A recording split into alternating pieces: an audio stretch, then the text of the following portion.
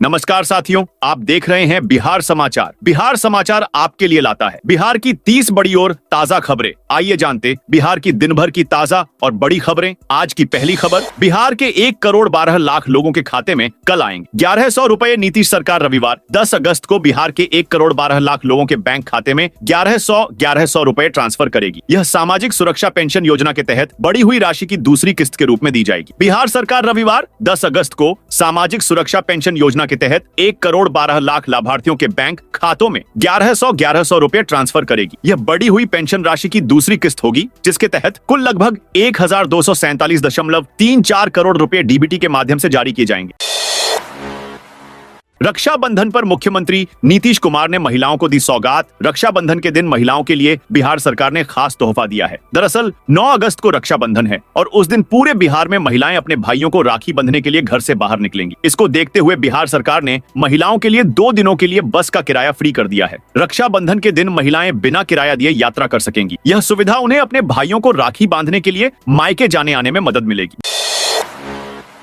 बिहार में मानसून पूरी तरह से एक्टिव है। कई जिलों में बाढ़ के हालात बने हुए हैं। पटना, बक्सर, सुपौल समेत कई जिलों में रात से ही रुक रुक कर बारिश हो रही है। लगातार बारिश से राजधानी में फिर जलजमाव की स्थिति बन गई है। मौसम विभाग ने आज यानी शनिवार को 25 जिलों में येलो अलर्ट जारी किया है। 9 जिलों में हेवी रेन की चेतावनी है। बेगूसराय में बाढ़ की स्थिति गंभीर होती जा रही है। जिले में 118 स्कूल अगले आदेश तक बंद किए गए हैं। इधर खगड़िया में 32 और वैशाली में भी 80 स्कूल बंद कर दिए गए हैं। भागलपुर में नेशनल हाईवे पर 3 फीट पानी भर चुका है। वैशाली में पुलिस अधिकारी नाव से थाने पहुंचे।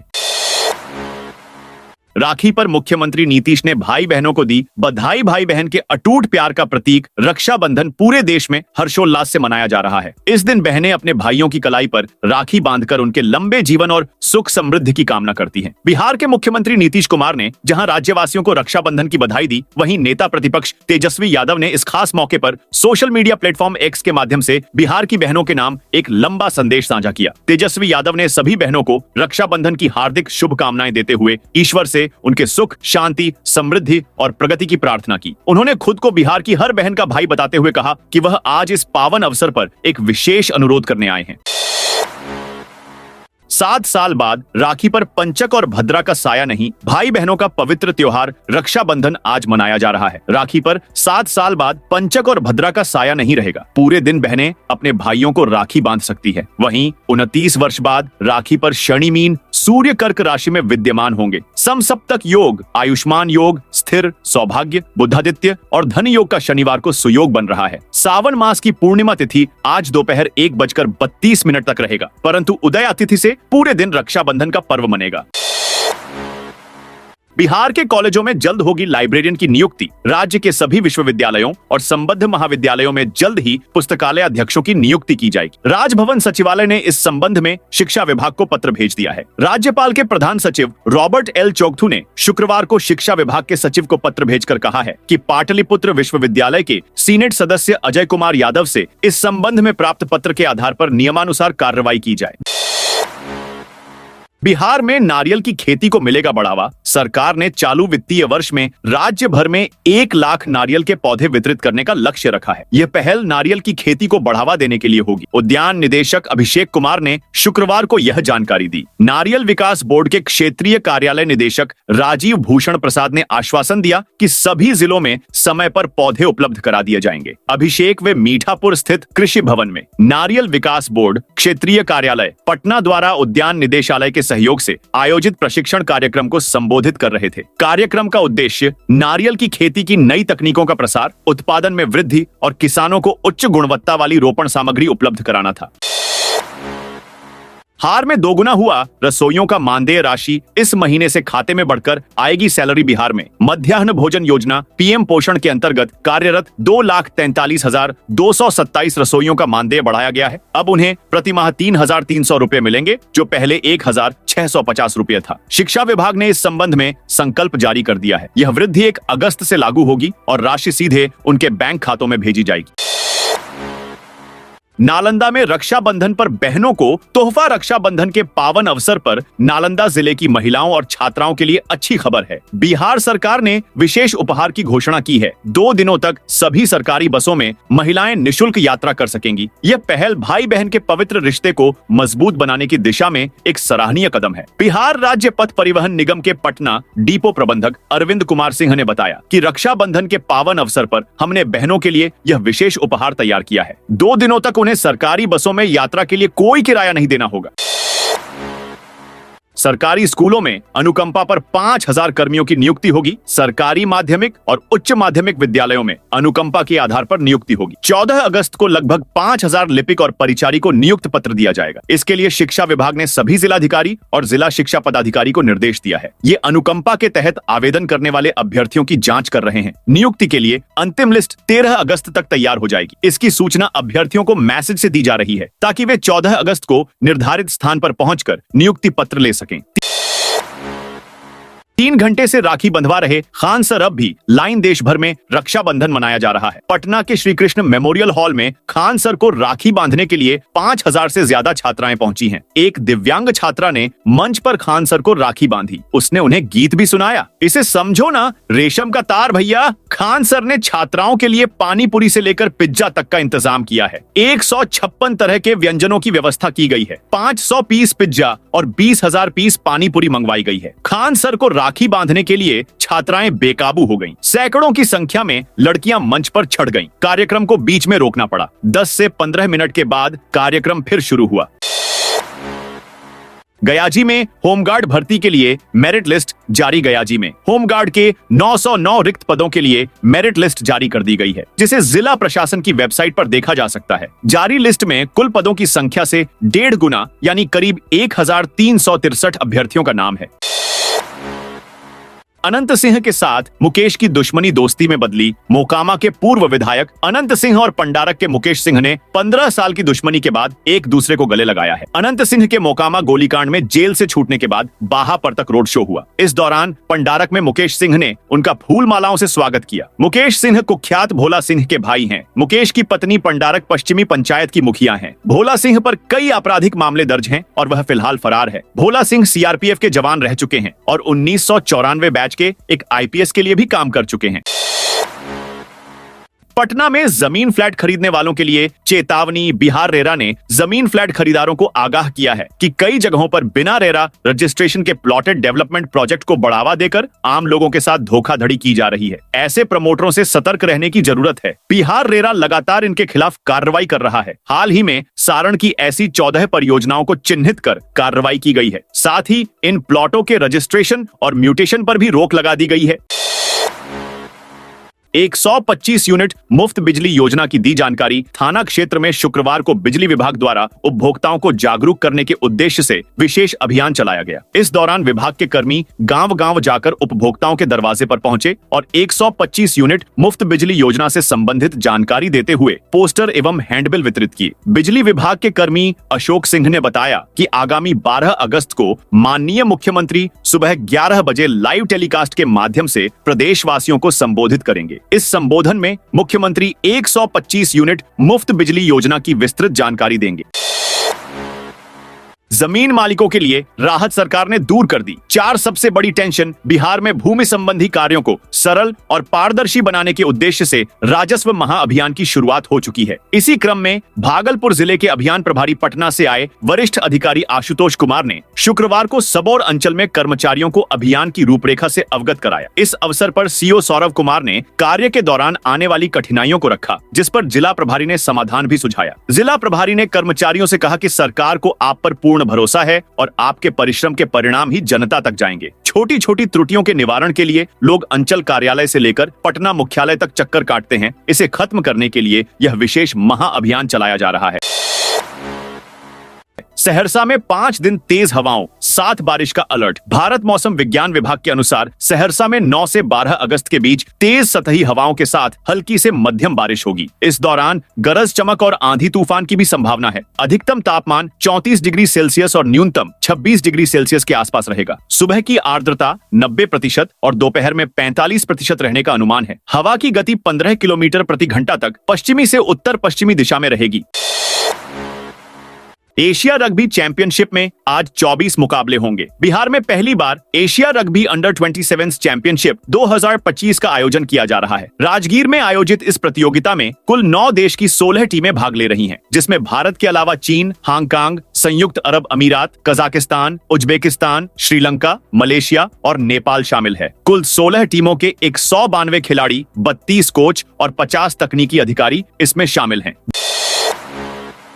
बिहार में भारी बारिश के बाद गंगा का पानी बढ़ने लगा है। राज्य के 12 जिलों से गुजरने वाली गंगा खतरे के निशान को पार कर चुकी है। सबसे ज्यादा खराब हालात भोजपुर के शाहपुर प्रखंड के जवैनिया गांव का है। यहां 800 में से 700 से ज्यादा घर गंगा में समा चुके हैं। 700 मकानों में जो लोग थे, उनमें से अधिकतर दूसरे गांवों में चले गए हैं। बाकी महिलाएं और लड़कियों को लोगों ने अपने रिश्तेदारों के घर छोड़ दिया है। लोगों का कहना है गांव आने वाले 2-4 दिनों में नक्शे से ही गायब हो जाएगा। वहीं भोजपुर के शाहपुर बड़हरा प्रखंड के स्कूलों को बच्चों के लिए 9 अगस्त तक के लिए बंद कर दिया गया है। वहीं पटना, बक्सर और भोजपुर और भागलपुर जिले के गंगा किनारे के 250 से ज्यादा श्मशान घाट डूब गए हैं। 300 से ज्यादा स्कूलों को बंद कर दिया गया है। बिहार पुलिस मुख्यालय ने जारी किया अलर्ट। बिहार पुलिस मुख्यालय की ओर से सभी जिले के एसपी, एसएसपी और रेल एसपी के साथ सभी रेंज के डीआईजी और आईजी के लिए अलर्ट जारी किया गया है। ADG law and order Pankaj Darad ने सभी को अपने इलाके में चौकसी बढ़ाने और संवेदनशील इलाकों में विशेष निगरानी रखने के निर्देश दिए हैं। यह अलर्ट स्वतंत्रता दिवस और आगामी पर्व त्योहार को लेकर जारी किया गया है। खासकर सीमावर्ती जिले और संवेदनशील इलाके में विशेष चौकसी लगातार पेट्रोलिंग करने का निर्देश दिया गया है। सीसीटीवी कैमरे और ड्रोन से सीमावर्ती इलाके में पैनी नजर बनाए रखने को कहा गया है। 2026 से पटना जोन से अलग हो जाएगा झारखंड। सीबीएसई बोर्ड ने झारखंड को पटना जोन से अलग करने का फैसला किया है। वर्ष 2026 से 10वीं और 12वीं की बोर्ड परीक्षाएं अलग अलग जोन में होंगी। शैक्षणिक सत्र 2025 से 2026 से बिहार के छात्र ही पटना जोन में रहेंगे। झारखंड के स्कूलों के लिए एक अलग क्षेत्रीय कार्यालय भी बनाया गया है। झारखंड में 690 स्कूल अब पटना जोन का हिस्सा नहीं होंगे। चुनाव से पहले आंगनबाड़ी में पढ़ने वाले बच्चों के लिए खुशखबरी। विधानसभा चुनाव की अधिसूचना जारी होने से पहले बिहार के आंगनबाड़ी केंद्रों में नामांकित 52 लाख बच्चों को पोशाक मिलेगी। इसी साल 1 जुलाई को जीविका और समाज कल्याण विभाग के समेकित बाल विकास सेवा के बीच एक समझौता हुआ था कि जीविका समूह की दीदियां आंगनबाड़ी केंद्र आने वाले बच्चों के लिए 2 जोड़ी पोशाक तैयार करेंगी। समझौते के तहत जीविका समूह को 2 महीने के भीतर पोशाक तैयार करनी है। मुजफ्फरपुर में कारोबारी पर फायरिंग के बाद हंगामा। मुजफ्फरपुर में शुक्रवार देर शाम अपराधियों ने दुकान बंद करके घर लौट रहे गोल्ड कारोबारी को गोली मार। आनन फानन में परिजन पहले रेफरल अस्पताल लेकर पहुंचे, जहां से डॉक्टरों ने एसकेएमसीएच रेफर दिया। अस्पताल में सुविधा नहीं मिलने से नाराज परिजनों ने जमकर हंगामा किया। घायल की पहचान रसूलपुर मनियारी निवासी मनीष कुमार के तौर पर हुई है। घटना सकरा थाना क्षेत्र के दुभा चौक की है। जमुई में एक ही एड्रेस पर मिले 230 लोग। जमुई मुख्यालय से 12 किलोमीटर दूर एक आमीन गांव है, जहां पर एक मकान में 200 लोग साथ रहते हैं। ऐसा दैनिक भास्कर की टीम नहीं, जमुई के सदर प्रखंड के चौड़ीहा पंचायत के बीएलओ की हरकतों से दिखा रही है। दरअसल आमीन गांव में वोटिंग लिस्ट रिवीजन के काम में ऐसी लापरवाही उजागर हुई है जिसने पूरे इलाके में हलचल मचा दी है। एक ही मकान संख्या 3 में गांव के 230 लोगों का नाम दर्ज कर दिया गया है। यही नहीं, जिनकी मौत 3 से 5 साल पहले हो चुकी थी, उन्हें भी मतदाता सूची में शामिल कर लिया गया। गांव वालों के हिसाब से ऐसे 10 से 15 लोग शामिल हैं। डाक विभाग में एपीटी 2.0 लागू होने के बाद भी बिहार में सेवाएं प्रभावित। डाक विभाग में उन्नत डाक प्रौद्योगिकी 2.0 लागू होने के 5 दिन बाद भी बिहार में डाक सेवाओं में अपेक्षित सुधार नहीं हो पा रहा है। नए सॉफ्टवेयर के ठीक से काम नहीं करने के कारण चिट्ठियों की बुकिंग और वितरण में परेशानी हो रही है। रक्षाबंधन जैसे महत्वपूर्ण त्योहारों के दौरान आम जनता को भारी असुविधा का सामना करना पड़ रहा है, जिससे डाक विभाग के प्रति गुस्सा बढ़ रहा है। कई जगहों पर डाक कर्मियों के साथ दुर्व्यवहार की घटनाएं भी सामने आई हैं। बिहार उत्तर प्रदेश के बीच हो गई नई डील। कृषि से जुड़ी नवीन तकनीकों एवं अनुसंधान कार्यों को लेकर उप मुख्यमंत्री एवं कृषि मंत्री विजय सिन्हा के साथ शुक्रवार को कृषि भवन स्थित कार्यालय कक्ष में उत्तर प्रदेश के कृषि मंत्री सूर्य प्रताप शाही ने गहन विचार विमर्श किया। बिहार एवं उत्तर प्रदेश के बीच आपसी अनुभवों और सफल मॉडलों के आदान प्रदान पर भी सहमति बनी, ताकि कृषि क्षेत्र में साझा प्रगति सुनिश्चित की जा सके। इस दौरान कृषि विभाग प्रधान सचिव पंकज कुमार ने शाही को बिहार के कृषि रोड मैप की एक प्रति भेंट की और इसके अंतर्गत चल रही योजनाओं, उपलब्धियों तथा भविष्य की कार्य योजना पर विस्तृत जानकारी दी। बिहार अनुसचिवीय कर्मचारियों का मशाल जुलूस। मोतिहारी में बिहार राज्य अनुसचिवीय कर्मचारी संघ ने शुक्रवार को अपनी 10 सूत्री मांगों को लेकर जोरदार प्रदर्शन किया। कर्मचारियों ने मीना बाजार चौक से चरखा पार्क तक मशाल जुलूस निकाला। इस दौरान उन्होंने मुख्यमंत्री नीतीश कुमार के खिलाफ नारेबाजी की और सरकार पर वादा खिलाफी का आरोप लगाया। प्रदर्शन में बड़ी संख्या में गोप गुट के कर्मचारी भी शामिल हुए। कर्मचारियों का कहना है कि उनकी मांगें लंबे समय से लंबित हैं, लेकिन मुख्यमंत्री नीतीश कुमार और सरकार कोई ठोस कदम नहीं उठा रही है। सिमुलतला आवासीय विद्यालय का 16वां स्थापना दिवस। आज मुख्यमंत्री नीतीश कुमार के ड्रीम प्रोजेक्ट के रूप में जाने जाने वाला सिमुलतला आवासीय विद्यालय आज 9 अगस्त शनिवार को अपना 16वां स्थापना दिवस मनाएगा। टॉपर्स की फैक्ट्री के नाम से प्रसिद्ध इस विद्यालय के समारोह में जिलाधिकारी नवीन कुमार और आरक्षी अधीक्षक विश्वजीत दयाल मुख्य अतिथि के रूप में शिरकत करेंगे। कार्यक्रम की तैयारियां पिछले 1 सप्ताह से चल रही है। शिक्षकों और छात्रों ने मिलकर विद्यालय परिसर में सुंदर पंडाल सजाया है। समारोह की शुरुआत सुबह 11 बजे स्वागत गान से होगी। किशनगंज में वीर शिवाजी सेना की महिलाओं ने एसएसबी जवानों के साथ मनाया रक्षाबंधन। किशनगंज में रक्षाबंधन के अवसर पर वीर शिवाजी सेना ने सशस्त्र सीमा बल के जवानों के साथ त्योहार मनाया। संगठन की महिला सदस्य 12वीं वाहिनी एसएसबी कैंप पहुंची और जवानों को राखी बांधकर अपना स्नेह व्यक्त किया। इस पहल का उद्देश्य था कि सीमाओं पर तैनात जवानों को यह महसूस न हो कि इस विशेष दिन पर उनकी बहनें उनके साथ नहीं है। रक्षाबंधन भाई बहन के अटूट बंधन का प्रतीक है। वीर शिवाजी सेना के संगठन मंत्री इंद्रजीत कुमार ने बताया कि हमारे जवान दिन रात सरहदों पर देश की सुरक्षा में तैनात रहते हैं। सीएम के खिलाफ बोलने से चिराग को बीजेपी ने रोका। केंद्रीय मंत्री चिराग पासवान बिहार के मुख्यमंत्री नीतीश कुमार पर लगातार सवाल उठा रहे थे। इसे लेकर बीजेपी ने उन्हें नसीहत है। सूत्रों की माने तो पार्टी ने कहा है कि एनडीए के घटक दलों के बीच आपसी हमलों से गठबंधन की एकजुटता को नुकसान पहुंचता है, इसलिए मुख्यमंत्री पर किसी भी तरह की बयानबाजी से बचना चाहिए। बीते कुछ दिनों में चिराग पासवान ने सार्वजनिक मंचों और मीडिया इंटरव्यू में बिहार सरकार की नीतियों, कानून व्यवस्था पर सवाल खड़े किए थे। इन बयानों में नीतीश कुमार को सीधे तौर पर कटघरे में खड़ा किया गया था। मधेपुरा में सिक्योरिटी गार्ड की बहाली के लिए जॉब कैंप। मधेपुरा में security and intelligence service India limited RTA Jamshedpur द्वारा 150 पदों पर सीधी भर्ती की जाएगी। जिला नियोजनालय के माध्यम से 13 से 21 अगस्त तक विभिन्न प्रखंडों में रोजगार शिविर का आयोजन किया जाएगा। इन शिविरों में इच्छुक अभ्यर्थियों की चयन प्रक्रिया पूरी की जाएगी। सिक्की घास से बनी राखियों की बड़ी डिमांड। सारण के दाऊदपुर थाना क्षेत्र के बरेजा गांव की 35 ग्रामीण महिलाओं ने राखी बनाने में एक नई क्रांति ला दी है। सिक्की घास से तैयार ये राखियां न केवल जैविक और पर्यावरण के अनुकूल हैं, बल्कि ग्रामीण महिलाओं को आर्थिक मजबूती और पहचान भी दे रही है। महिलाएं पिछले 3 साल से यह काम कर रही हैं। 2024 में 7,000, 2025 में 10,000 के बाद इस साल उन्हें 15,000 राखियों का ऑर्डर मिला है। इनमें से 13,000 राखियां पहले ही भेजी जा चुकी हैं। इस बार की कमाई 50 से 60,000 रुपए तक पहुंचने का अनुमान है। रक्षाबंधन पर काउंसलर बहन की आंखें छलकी। पटना के अगमकुआं से 4 दिन पहले लापता हुए आनंद गुप्ता उर्फ मंटू का अभी तक कोई सुराग नहीं मिला है। रक्षाबंधन के दिन उनकी बहन शिल्पी कुमारी की आंखें भाई की याद में छलक उठी। शिल्पी सखी वन स्टॉप छज्जू बाग में जिला प्रशासन कार्यालय में काउंसलर के पद पर डेपुटेशन पर कार्यरत हैं। 5 भाई बहनों में सबसे छोटे आनंद की परवरिश शिल्पी ने पिता के निधन के बाद की थी। परिवार में एक बहन कंचन कुमारी बिहार पुलिस में इंस्पेक्टर के पद पर तैनात है। सिमुलतला कक्षा 11वीं की प्रवेश परीक्षा का एडमिट कार्ड जारी। बिहार विद्यालय परीक्षा समिति ने सिमुलतला आवासीय विद्यालय जमुई के कक्षा 11वीं में नामांकन हेतु आयोजित प्रवेश परीक्षा 2025 का ऑनलाइन प्रवेश पत्र जारी कर दिया है। अभ्यर्थी और उनके अभिभावक अपने यूजर आईडी और पासवर्ड का उपयोग कर समिति की आधिकारिक वेबसाइट से एडमिट कार्ड डाउनलोड कर सकते हैं। प्रवेश पत्र किसी अन्य माध्यम से उपलब्ध नहीं होगा। समिति के अनुसार प्रवेश पत्र 9 अगस्त 2025 की अपराह्न से पोर्टल पर उपलब्ध है। सभी अभ्यर्थियों को समय पर अपना एडमिट कार्ड डाउनलोड करने की सलाह दी गई है, क्योंकि परीक्षा में प्रवेश के लिए यह अनिवार्य है। साथियों, ये थी बिहार की दिन भर की ताजा और बड़ी खबरें। आपने अभी तक बिहार समाचार चैनल को सब्सक्राइब नहीं किया तो फटाफट से कर लीजिए, ताकि बिहार की खबरें सबसे पहले आपको मिले।